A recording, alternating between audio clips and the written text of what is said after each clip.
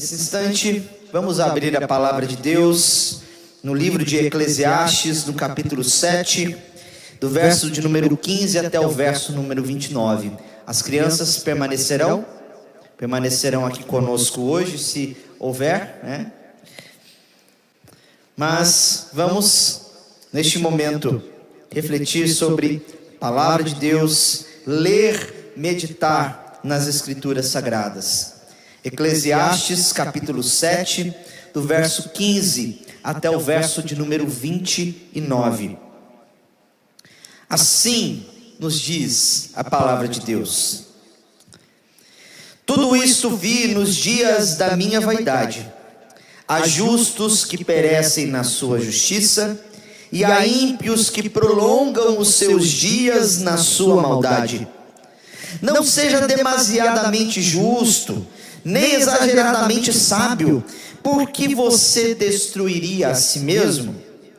Não seja demasiadamente perverso, não seja tolo, porque você morreria antes da sua hora. Bom é que você retenha isto e também não abra mão daquilo, pois quem teme a Deus sai ileso de tudo isto. A sabedoria fortalece o sábio, mais do que 10 poderosos que se encontram numa cidade. Não há nenhum justo sobre a terra que faça o bem e que não peque. Não dê atenção a todas as palavras que se dizem, para que você não venha a ouvir o seu servo amaldiçoando você. E você sabe que muitas vezes você mesmo já amaldiçoou os outros. Tudo isto examinei por meio da sabedoria. Eu disse, serei sábio, mas a sabedoria estava longe de mim. O que está longe e é muito profundo, quem poderá encontrar? Procurei conhecer, investigar a sabedoria e a razão, e compreender que a maldade é a estupidez e a tolice é loucura. Achei coisa mais amarga do que a morte, a mulher cujo coração é rede e armadilha, e cujas mãos são correntes. Quem agrada a Deus fugirá dela, mas o pecador virá a ser seu prisioneiro. Eis que descobri, diz o pregador, conferindo uma coisa com outra, para a respeito delas formar o meu juízo. Juízo que ainda procuro e não encontrei. Entre 1000 homens achei um como esperava, mas entre tantas mulheres não achei nem sequer uma. O que descobri é tão somente isto, que Deus fez o ser humano reto, mas ele se meteu em muitos problemas. Oremos mais uma vez nesse instante. Senhor, fala ao nosso coração nesta hora, meu Deus. Sabemos que precisamos da iluminação e da graça do Teu Santo Espírito a falar conosco neste momento, ó Deus, pela Tua palavra. Ilumina-nos, Senhor, para que possamos crer em Ti, ouvir a Tua palavra e que ela transforme o nosso coração, ó Deus, neste dia. Pedimos assim, Senhor, para que o Senhor tenha misericórdia de nós, no nome santo de Jesus Cristo. Amém.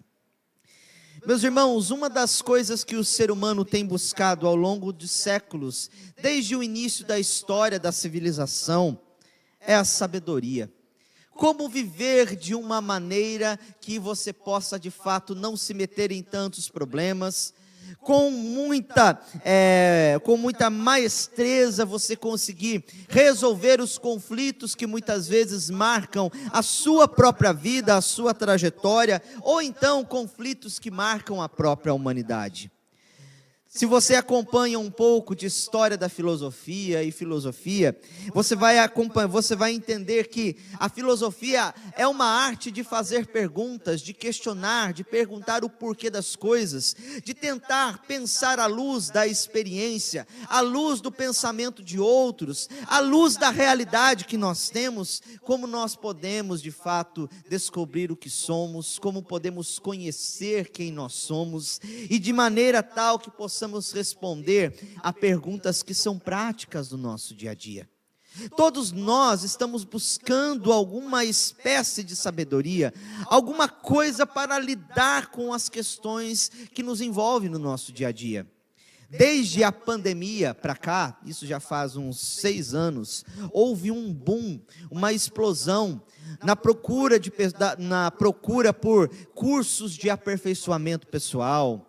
Coaches, né, estão aí se levantando cada vez mais, ganhando dinheiro, dando ali fórmulas, ou então dando passo a passos para você multiplicar o seu dinheiro, para você conseguir emagrecer com mais facilidade, ou então para você multiplicar o seu patrimônio e coisas do tipo.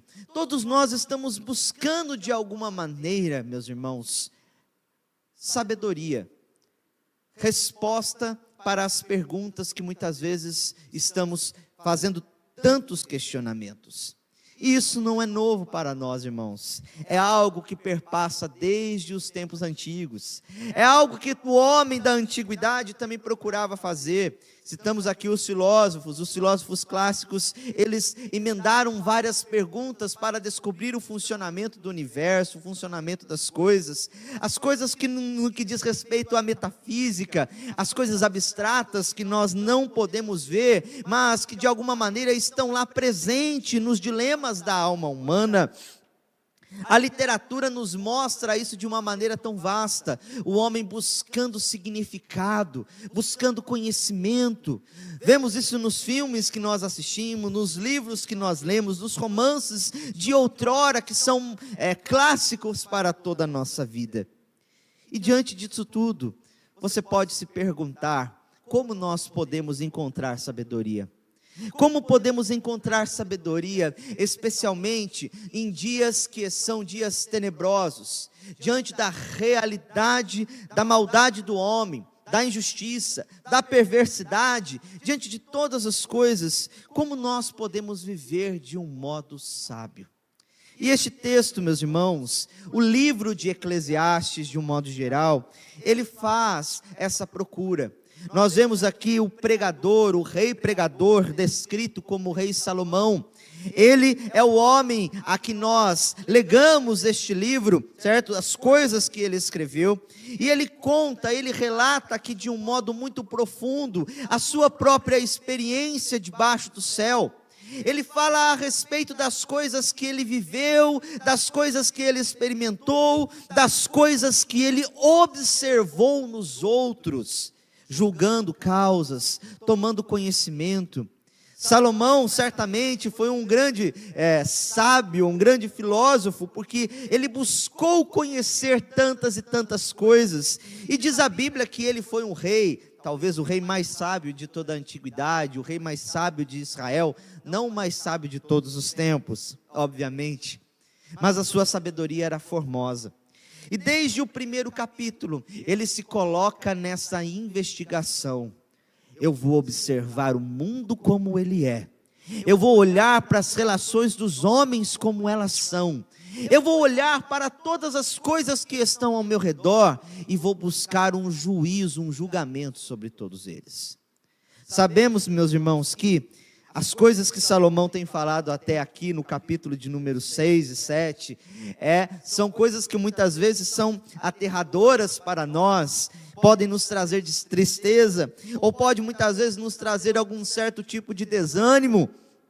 No entanto, meus irmãos, algo que o livro sempre vai destacar é a sabedoria como algo que deve ser buscado. Uma sabedoria que de fato pode, de alguma maneira, nos ajudar a viver melhor neste mundo.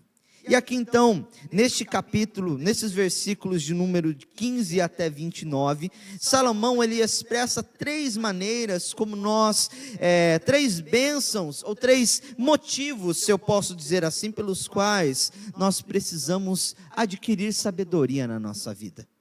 Eu quero destacar aqui dos versos de número 15 a 18, a sabedoria para lidar com injustiças.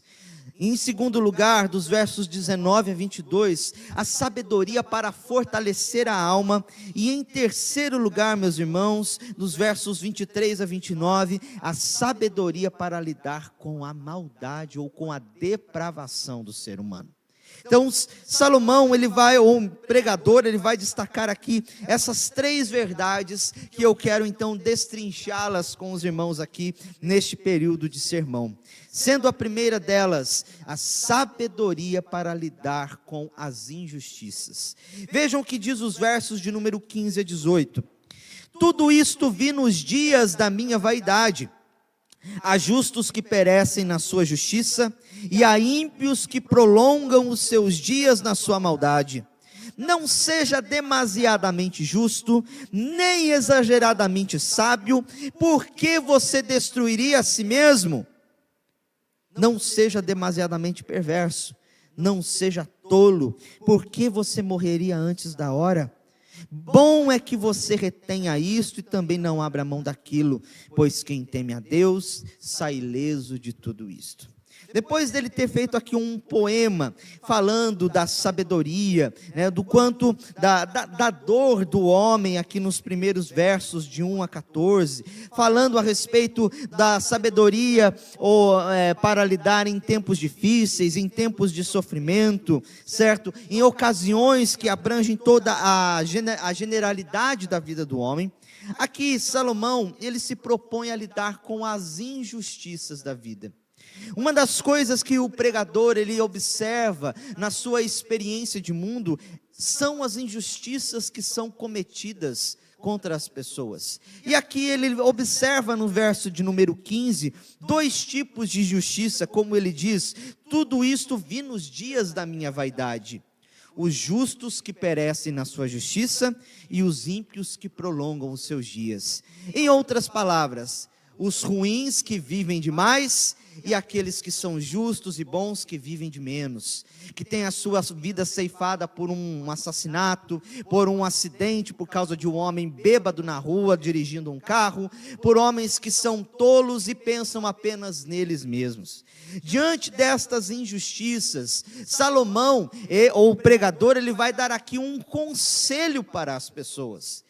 E este conselho, meus irmãos, talvez tenha sido motivo de grandes interpretações para nós, ou às vezes interpretações muitas vezes incorretas da nossa parte, porque ele vai dizer no verso 18, não seja demasiadamente justo, nem exageradamente sábio, por que você destruiria a si mesmo?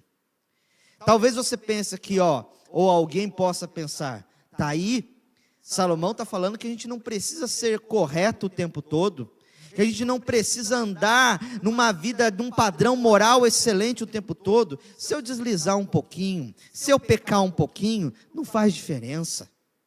Se eu fizer alguma coisa desse sentido, tudo bem. Será que é isso que o texto está dizendo, para não ser, ao dizer que nós não devemos ser demasiadamente ou exageradamente justos? Lembra dentro do contexto que ele fala, meus irmãos. Primeiro ele observa a justiça, a injustiça que existe no mundo. E ele fala, não seja demasiadamente justo. O que isso vem a significar de fato? Alguns teólogos e intérpretes do Antigo Testamento, eles têm dado algumas soluções ou algumas interpretações. Certamente, não é isso que eu falei para vocês. O texto não está abrindo uma margem para que nós possamos afrouxar a nossa moral e andar de acordo com o nosso próprio coração ou conforme as paixões do nosso coração. Ele não está falando isso. Ele não está falando para você viver, você vive direitinho. Mas sabe aquele dia, você aproveita para você satisfazer todos os seus desejos. É aquela moral que muitas vezes permeia o carnaval. Você já viu o nascimento do carnaval? Qual que é a proposta dele? A igreja, ela propunha lá um código moral, um código ético muito restrito, muito difícil para as pessoas, mas existe ali determinados dias do ano que você pode ir à farra, que você pode se deleitar em qualquer deleite, qualquer prazer da carne, que você no dia, na quarta-feira de cinzas, você vai lá, passa um pouco, uma cinza na sua testa, representando o perdão, está tudo perdoado. Isso não vai ser levado em conta no dia do juízo final, porque foi feito no tempo do carnaval. Será que é isso que o pregador está querendo nos dizer? Obviamente não, meus irmãos.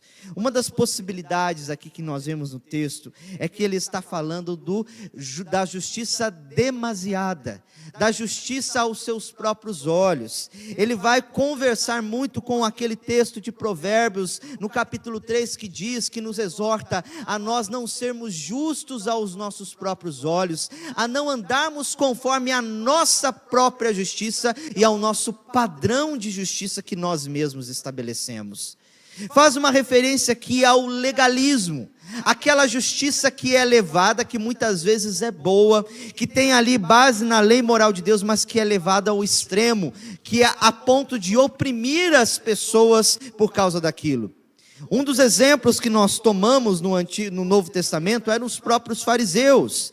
Os fariseus viviam de que forma? Eles buscavam ser justos, eles buscavam agir com justiça diante de Deus e dos homens, e para isso eles criaram um código, com mais de 600 leis, que tentavam ali resguardar a lei moral de Deus, e com esse código ele acabou oprimindo as pessoas, oprimindo aqueles que estavam tentando entrar no reino de Deus, mas porque falhavam em uma ou duas daquelas leis, eram reprovados e não podia ter acesso ao Senhor. Por isso Jesus disse da parte deles, que eram pedra de tropeço, que eles estavam na frente e não entravam no reino de Deus e não deixavam ninguém entrar por causa da sua justiça própria.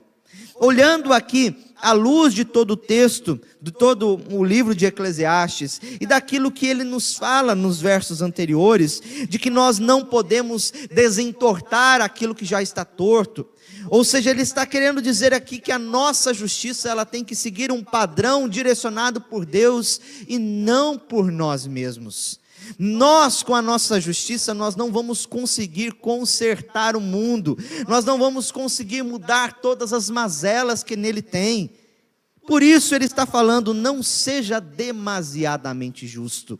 E essa justiça aqui, essa expressão demasiadamente justo e exageradamente sábio, ela se refere a um legalismo que muitas vezes é marca da nossa vida. Dentro da história da vida humana, meus irmãos, nós sempre tendemos para dois opostos, ou o legalismo, ou a libertinagem, ou o antinomismo, como nós falamos. Ou nós somos legalistas demais, e pecamos diante de Deus por falta de misericórdia, de compaixão, em querer fazer cumprir leis que muitas vezes não são as leis de Deus, mas as leis nossas. Ou então nós somos aquele liberal total. Não, um pouquinho de coisa não tem problema, eu posso me divertir, quando eu vejo eu estou lá no meio, fazendo aquilo que não deve, que é o caso daquilo que diz o versículo de número 17, não seja demasiadamente perverso, nem seja tolo, porque você morreria antes da hora. Aqui ele está fazendo uma exortação, não se entregue à tolice, à perversidade. No caso, o contexto aqui sugere de uma pessoa que talvez tenha praticado algum pecado, e por ter praticado aquele pecado, então eu vou arrebentar com tudo, eu vou sair e vou cometer todos os outros tipos de pecado. Não faça isso. Conserte o seu caminho, volte-se para Deus e viva de acordo com a sua vontade. Não se entregue às suas próprias paixões, não haja de acordo com com as inclinações da sua própria mente. Os dois extremos aqui, meus irmãos, eles são muito perigosos para nós. Por isso ele apresenta aqui no versículo 18, a terceira via, se eu posso dizer aqui. Eu sei que esse nome muitas vezes não é bem quisto, e a parte das problemáticas que existem contextualmente no mundo político, certo? Ele diz aqui, bom é que você retenha isto e também não abra mão daquilo, pois quem teme a Deus sai ileso de tudo isto. O que ele está querendo afirmar aqui no verso 18? Bom é quem teme a Deus. Não é você ser legalista aos seus próprios olhos. Não é você se entregar às suas próprias maldades e perversidades. Porque todos nós temos pecado. Mas você temer a Deus. O modo de você lidar com as injustiças, com as coisas que acontecem conosco, ao ver os pecados que são cometidos na sociedade, é viver de que modo? Temendo a Deus. Teme a Deus. Ele diz aqui: pois quem teme a Deus sai liso de tudo isto, ileso de tudo isto. O que ele quer dizer? Que o temor a Deus nos livra desses dois extremos e nos abre o caminho para que nós possamos viver uma vida que agrada a Deus. A sabedoria, meus irmãos, ela passa pelo temor ao Senhor. Nós podemos encontrar sabedoria em muitas fontes, em muitos lugares, em muitos escritos, até mesmo daqueles que nós não consideramos sagrados ou que não são muito bem quistos por nós. Mas a sabedoria verdadeira, real e perfeita encontra-se apenas no temor do Senhor. E aqui de fato, o pregador ele ecoa as mensagens de Provérbios, quando diz: o temor do Senhor é o princípio da sabedoria. Ou então, caminhando lá para a conclusão de Eclesiastes, ele vai: sobre tudo isso, teme ao Senhor. Temer a Deus é a tônica do livro de Eclesiastes. Diante de um mundo de vaidade, de um mundo mau, como nós podemos viver sabiamente? Temendo ao Senhor. Como nós lidamos com as injustiças? Não é tentando resolvê-las por nossa própria sabedoria, por nosso próprio entendimento, ou então aplicando a nós mesmos como padrão de moralidade para os outros, ou então se entregando na perversidade, dizendo: já que todo mundo comete injustiça, vou eu cometer também. Não, vivendo de modo a temer ao Senhor diante de todas as coisas. Além do mais, meus irmãos, em segundo lugar, dos versos de 19 a 22, ele nos apresenta a sabedoria para fortalecer a nossa alma. Veja o que diz aqui o texto que nós lemos: a sabedoria fortalece o sábio, mais do que 10 poderosos que se encontram numa cidade. Não há nenhum justo sobre a terra. Não há nenhum justo sobre a terra que faça o bem e que não peque. Não dê atenção a todas as palavras que se dizem, para que você não venha a ouvir o seu servo amaldiçoando você. E você sabe que muitas vezes você mesmo já amaldiçoou os outros. É interessante aqui, meus irmãos, primeiramente nesse texto, ele faz aqui um elogio à sabedoria, ele traz aqui um benefício da sabedoria para nós.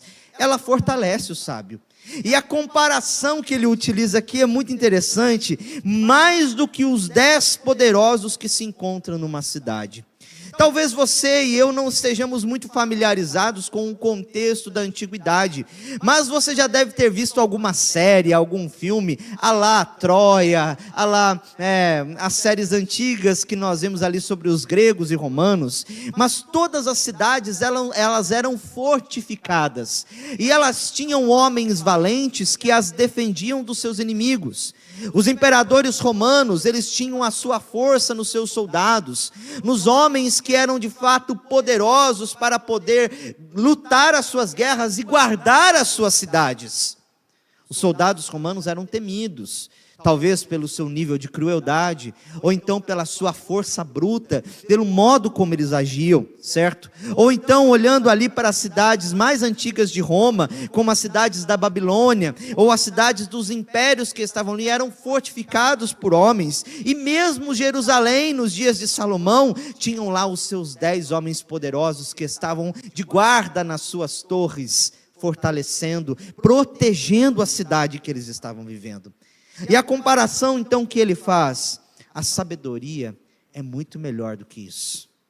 Você saber, conhecer e aplicar aquilo que você conheceu, vai te fazer um homem forte, vai te fazer um homem robusto. Você vai conseguir encontrar solução para as ocasiões em que você se encontra de fato demasiadamente encrencado, ou então quando pessoas tramam contra você. É isso que ele está dizendo: a sabedoria fortalece a tua alma. Buscar o temor do Senhor, pautado nesta sabedoria do Senhor, fortalece o nosso coração, meus irmãos. E aqui é interessante, porque isso nos prepara para viver de uma maneira realista diante deste mundo. Por mais que tenhamos esperança, e graças a Deus pela redenção, pela esperança em Cristo Jesus, irmãos, A realidade, ela está diante dos nossos olhos e muitas vezes ela é implacável. E o pregador, ele fala muito bem a respeito disso no verso de número 20, quando diz: não há nenhum justo sobre a terra que faça o bem e não peque. E aqui ele ecoa um ensino das Escrituras que demonstra a depravação do ser humano. Aqui ele pauta-se na sua própria experiência. Lembra que o pregador era um homem poderoso, era um rei que tinha muitas pessoas sobre a sua tutela, que o serviam. Era um homem que tinha contato com outros reinos e conhecia demasiadamente o mundo antigo. E ele diz o seguinte: não há nenhum justo sequer. Não há nenhum homem que possa fazer o bem, que não peque diante de Deus. Ou seja, a maldade permeia todo o coração do humano. Você pode olhar para todos os homens, você vai encontrar aspectos de maldade. Mesmo aquele que nós exaltamos por suas virtudes, que nós exaltamos como novos heróis da modernidade, que nós vemos assim pelo seu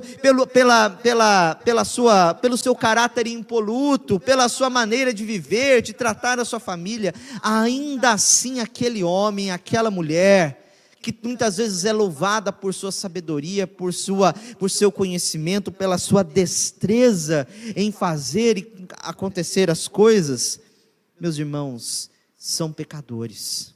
Eles ainda estão sujeitos ao seu próprio ego, à sua própria vaidade, a poder exaltar-se a si mesmo, a querer as coisas para si. Ou seja, não existe nenhum ser humano que não peque, como nós lemos ali no texto de Romanos, no capítulo 3, no momento em que celebramos a ceia do Senhor e confessamos os nossos pecados. Por isso, a sabedoria fortalece o nosso coração, ela nos torna cientes desta realidade, ela nos torna cientes de que nós precisamos realmente olhar para o mundo do jeito que ele é. Olhamos com esperança por causa daquilo que Cristo fez por nós, por causa daquilo que Ele prometeu em nosso redor. Somos otimistas em certos momentos porque nós cremos nas promessas de Cristo, de que Ele é aquele que redime o homem dos seus pecados. Porém, meus irmãos, também nós estamos lidando com a realidade das ruas, a realidade de um mundo caído. E ele dá um exemplo muito claro desta realidade que permeia todo o nosso coração. E aqui ele vai falar de uma maneira muito interessante a respeito das falas da nossa língua, daquilo que as pessoas falam de nós e daquilo que nós falamos das outras pessoas. Veja o que diz os versículos 21 e 22. Não dê atenção a todas as palavras que se dizem, para que você não venha ouvir o seu servo amaldiçoando você, e você sabe muitas vezes que você mesmo já amaldiçoou os outros. O que ele está querendo? Ele está dando aqui um exemplo prático de como que a maldade do homem pode ser vista. Pelo falar, pela língua. Os seres humanos, meus irmãos, pecam constantemente, seja por pensamentos e especialmente por palavras. O texto de Provérbios, ele vai nos dar muitas exortações e admoestações com relação ao nosso falar, que o nosso falar seja prudente, que nós não devemos nos atentar para a conversa dos outros, a fim de que nós não sejamos pegos como pegar um cão pela sua orelha que vai acabar sendo mordido ou prejudicado. E ainda mais no Novo Testamento nós vemos isso, Paulo falando a respeito da língua, vemos o próprio Tiago falando a respeito dos males que a língua causam ao ser humano.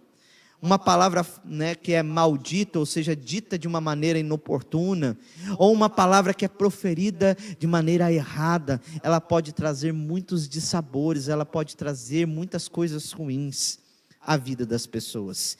E aqui há duas relações que ele estabelece. Ele nos dá um conselho aqui, para que nós não demos atenção às palavras que os outros ficam falando por de nós. E aqui eu quero trazer uma ilustração das Crônicas de Nárnia. Não sei se você já assistiu aquele filme, As Crônicas de Nárnia e o Peregrino da Alvorada, ou se você leu esse livro, mas em determinado momento, quando a Lúcia e o Edmundo, que são os personagens ali centrais desta narrativa de aventura de C.S. Lewis, desse mundo fantástico, eles passam por uma ilha que era amaldiçoada. Lúcia, ela tem um encontro, ela pega um livrinho, e esse livrinho, ele revelava o que as pessoas estavam falando dela naquele momento. Seria interessante, né, se você tomasse posse de um livro, em que você abrisse e lesse as páginas, e encontrariam ali as palavras dos pensamentos, e as palavras que as pessoas estavam proferindo a seu respeito, longe de você. E ela, né, recebeu uma advertência para não ler aquele livro, para não abrir aquele livro, mas tomada pela curiosidade, como talvez eu também no lugar dela faria, eu abri e ela viu duas amigas dela da escola, né, lá do mundo real, falando a respeito dela, que era uma pessoa muito agradável, mas era uma pessoa extremamente cansativa, e aquilo trouxe ao coração dela tristeza, raiva, amargura com a qual ela teve de lidar. Muitas vezes nós estamos preocupados demais, irmãos, em saber o que os outros estão pensando de nós, falando sobre nós, o que eles estão dizendo nos cantinhos ao nosso respeito, ou então quando você está numa posição de destaque, você fica ali, entendeu, de fato, ansioso para descobrir o que as pessoas comentam na internet a seu respeito, os comentários que se fazem a respeito da sua vida, a respeito daquilo que você falou. Irmãos, nós somos prodigiosos em dar ouvidos àquilo que os outros querem falar de nós. E o conselho do pregador é: não dê atenção a todas as palavras. Ele não está falando para você não dar atenção nenhuma. Há críticas que precisam ser feitas e devem ser recebidas com o coração aberto para que haja mudança e crescimento na nossa parte. Mas nós não podemos considerar todas as palavras que saem da boca do homem, do coração do homem, com referência muitas vezes à nossa pessoa. E aqui eu tenho alguns conselhos, alguns comentários interessantes a dizer aos irmãos. Um comentarista diz o seguinte: levar excessivamente a sério o que as pessoas dizem sobre nós significa ser magoado. De qualquer modo, todos nós já dissemos coisas que magoaram os outros. Saiba o que ouvir e o que ignorar, especialmente quando se trata de críticas. Essa é uma das maneiras como a sabedoria nos fortalece. Ela nos ajuda a não nos preocuparmos excessivamente com o que os outros estão dizendo a nosso respeito. E quem de nós nunca se preocupou excessivamente com aquilo que estão falando? Quando você chega num trabalho novo, você quer agradar o seu patrão e você fica ansioso pelo aquele feedback. O que eles estão falando de mim? O que eles estão pensando de mim? Ou então quando você está no casamento novo ali, ou então no seu casamento de tantos anos, você fica com aquela expectativa: o que a minha esposa fala de mim quando eu não estou perto dela? Então aquilo fica gerando no nosso coração determinadas expectativas, e muitas vezes nós nos frustramos por causa disso, meus irmãos. Precisamos ter uma postura sábia para lidarmos com as críticas. Às vezes, nós também falamos duramente das pessoas. E aqui que está o grande X da questão. O verso 22 nos fala: e você sabe que muitas vezes você mesmo já amaldiçoou os outros. Ele usa aqui o termo amaldiçoar, que é aquele termo de falar mal mesmo, tá, gente? É de você proferir impropérios, de você falar da pessoa, muitas vezes naquele momento que a gente chama de desabafo, tem muita maledicência travestida de desabafo, que você fala o que você sente, o que você quer, você expõe todo o ódio do seu coração e diz: mas eu só estava desabafando, eu não falei por verdade. E ele está dizendo que todos nós cometemos isso. De alguma maneira ou outra, a gente se aborrece com o outro, a gente fica amargo, e a gente vai lá e fala e mete a língua. A gente desce o cacete com a nossa língua aqui, entendeu? Desculpe a expressão, irmãos. E muitas vezes falam, não, eu só estava desabafando. Então ele diz, não se preocupe com isso, você também faz esse tipo de coisa. Não censure os outros por causa disso. Não fique de fato, entendeu, amargurado, ofendido. Seja tardio para se irar, como a palavra de Deus vai nos dizer. E aqui então ele nos destaca, meus irmãos, que nós, esse comentarista nos destaca que nós precisamos seguir um padrão mais elevado. Aqui eu destaco o exemplo de Jonathan Edwards, por exemplo, que ele estabeleceu uma regra de ouro para si mesmo, que ele jamais ia dizer qualquer coisa contra outra pessoa, a não ser que seja em acordo perfeito com o mais alto grau de honra cristã e de amor à humanidade, e conforme a maior humildade e em consciência dos seus próprios erros e fracassos. Ele estabeleceu duas regras. Ao pensar dos outros, eu quero pensar dos outros de acordo com o padrão da honra cristã e do amor à humanidade. E em segundo lugar, eu quero pensar dos outros com relação à consciência dos meus próprios erros e fracassos. Que eu também faço as mesmas coisas que eu reprovo nos outros. E aqui ele nos chama, a palavra de Deus nos chama, por exemplo, em Tito, no capítulo 3, não difamem a ninguém, nem sejam altercadores, mas cordatos, dando provas de toda a cortesia para com todos os homens. Viver de uma maneira sábia, meus irmãos, é viver de um modo onde a nossa língua ela pode ser refreada. Onde nós podemos de fato ter controle sobre aquilo que nós pensamos e aquilo que nós falamos sobre o outro. E quando nós não temos controle, nós colocamos diante da cruz de Cristo. E por fim, em terceiro lugar, meus irmãos, eu destaco aqui a sabedoria para lidar com a maldade do ser humano, ou para lidar com a depravação que existe no coração do homem. Veja o que diz os versos de número 23 até o verso de número 29. Tudo isto examinei por meio da sabedoria. Eu disse, serei sábio, mas a sabedoria estava longe de mim.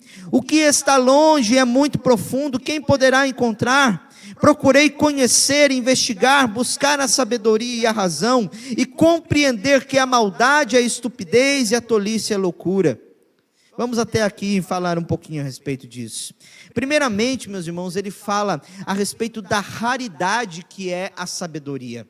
Encontrar sabedoria para todas as coisas neste mundo é algo muito difícil. E aqui procede de um homem conhecido como o homem mais sábio de toda a antiguidade. Ele fala que ele buscou sabedoria, ele aplicou, ele experimentou, ele conheceu, ele buscou aquela, vamos dizer assim, aquela atitude ativa mesmo, de você ir atrás, de você estudar, de você pesquisar, coisas que são muitas vezes hoje, características que são endossadas em um bom cientista, em um bom acadêmico, em um bom profissional de determinada área, de você conhecer tudo aquilo que você precisa, e ele buscou fazer isso dentro da sua experiência. Porém ele chegou à conclusão, ela está longe demais de mim, eu não consigo conhecer todas as coisas, eu não consigo dar cabo e dar resposta de todos os enigmas que existem na humanidade, eu não consigo de fato dar uma resposta exata para tudo o que acontece neste mundo, a minha sabedoria é limitada. Tem um podcast chamado Inteligência Limitada, e é de fato aquilo que ele está falando aqui. Eu cito aqui um pensador da antiguidade chamado Horácio, que diz: a curta duração da vida nos proíbe de nos entregarmos a esperanças de longo alcance. Ou seja, a nossa vida é muito curta para conhecer todos os mistérios e profundidade no mundo. Por isso, nós precisamos tomar a atitude aqui do salmista, do pregador, que é uma atitude, como dizia Calvino, de ignorância instruída. Por mais que nós conheçamos, sejamos instruídos nas diversas coisas do mundo, ainda somos ignorantes. porque não conhecemos tudo que existe. O homem mais gênio da face da terra não sabe de todas as coisas. Ele pode ter muito conhecimento teórico sobre a física, sobre as moléculas, sobre a teoria das cordas e coisas que muitas vezes nós nem sequer podemos saber ou falar.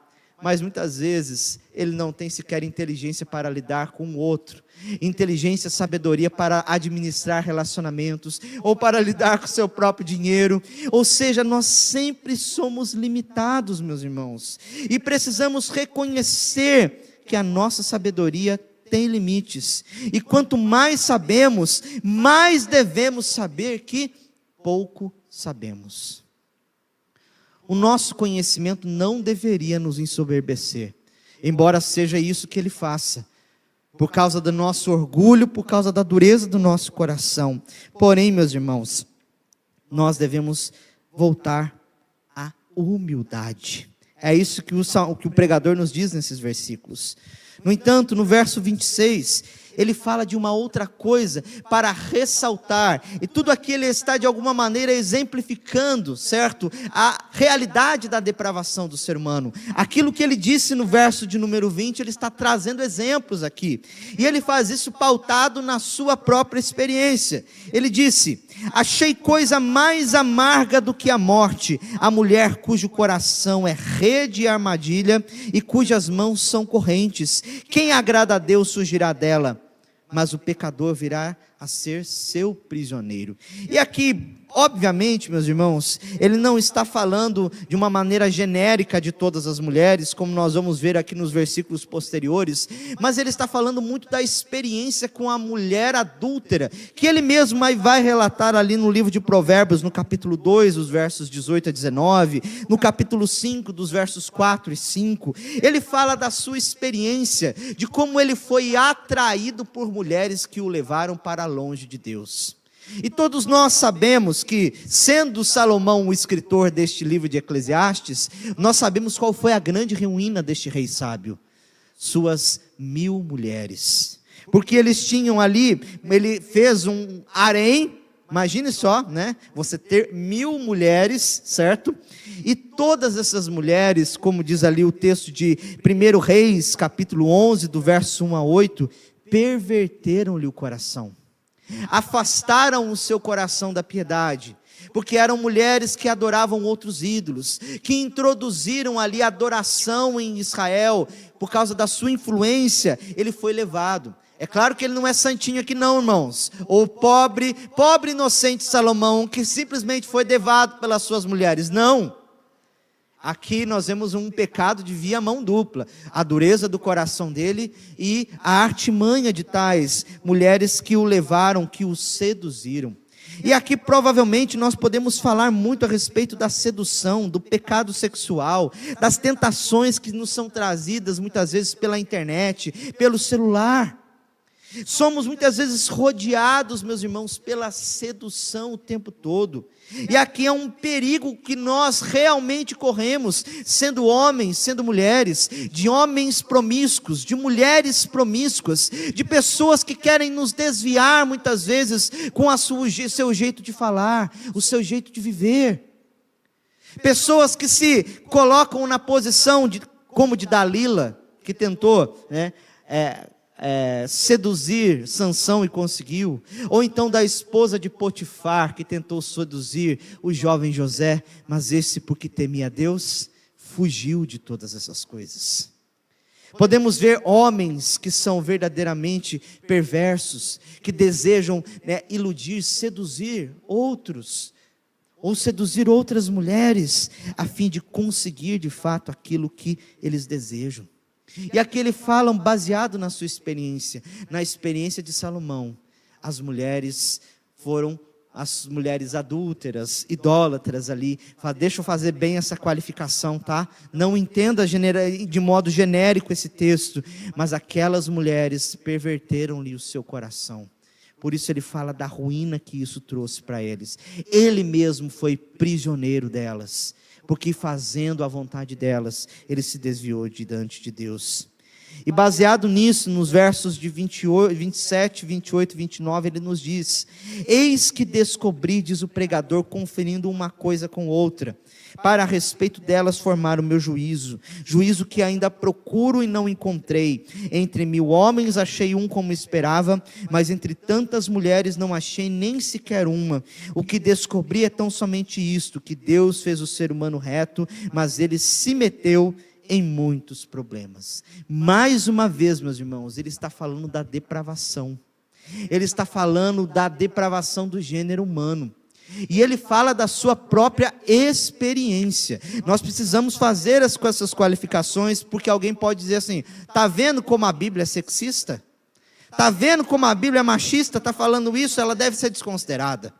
E não é isso que o texto nos diz, porque quando nós vemos a Bíblia falar das mulheres, ele elogia. Quantas não são as mulheres faladas, retratadas a sua história pela sua piedade, elas que foram de fato testemunhas de Jesus Cristo, da sua ressurreição, mulheres que fizeram parte da sua própria linhagem, da sua própria genealogia, como Ruth, certo?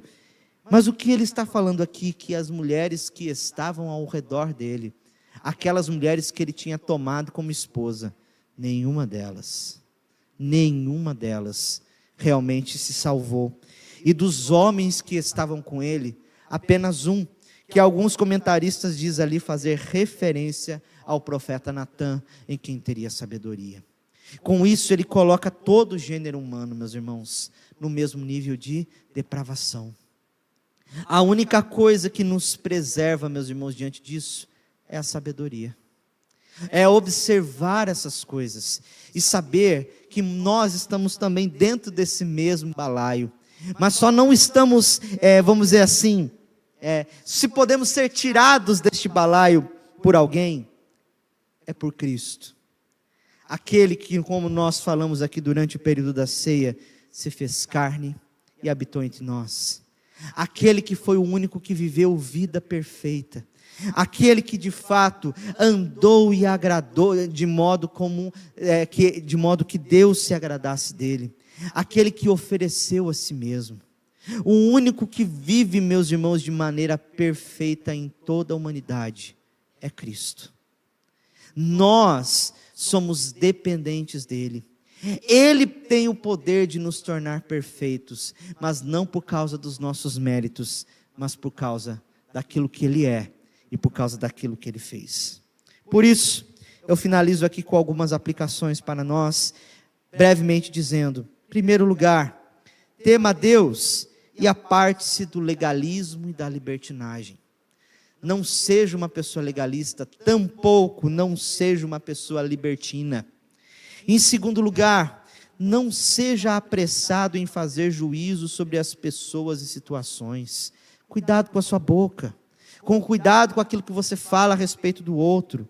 Tenha a regra de ouro, como Jonathan Edwards aqui expressou: pense nos outros com honra a Cristo e o amor à humanidade e com consciência das suas próprias limitações. Em terceiro lugar, ao ouvir uma crítica, pondere sobre o que foi dito, mas não se deixe ofender facilmente. Considere as palavras: aquilo tem razão, aquilo tem verdade. Se você examinar aquilo profundamente diante de Deus e da palavra, aquilo está correto, mude o seu caminho, mas se não, entregue ao Senhor e viva a sua vida sem ressentimento. Em quarto lugar, aprenda com humildade, pois nunca conheceremos tudo ou teremos a resposta para todos os mistérios do mundo. Busque conhecimento, viva com afinco, estude, seja o melhor, mas você nunca será o perfeito. Você nunca alcançará a perfeição nesse mundo. Você sempre terá de aprender com o outro sobre coisas que você não conhece, ou até mesmo sobre coisas que você já sabe. Em quinto lugar, fuja das seduções que vêm ao nosso coração. Fuja daqueles que muitas vezes querem te seduzir, te tirar do caminho da palavra. Fuja, cuidado com as paixões do seu próprio coração. Seja como José. Eu estou falando aqui, né? Seja como José, às vezes daquele clichê, daqueles sermões de clichê, mas ou seja, né? Procure ter uma atitude semelhante, fugir da tentação. É difícil, meus irmãos, porque muitas vezes elas nos enredam, mas o Espírito Santo de Deus nos dá graça para isso. E por fim, ponha sua fé em Cristo para viver de um modo sábio e íntegro neste mundo mau. Sem Cristo não há verdadeira sabedoria. Sem conhecimento daquilo que Cristo fez por nós, não há sabedoria verdadeira. Amém? Vamos nos colocar de pé, irmãos. Vamos orar para finalizarmos este momento.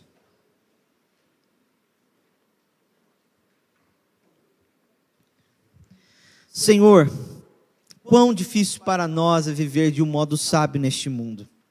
Se depender do nosso próprio coração, estamos sujeitos às nossas paixões.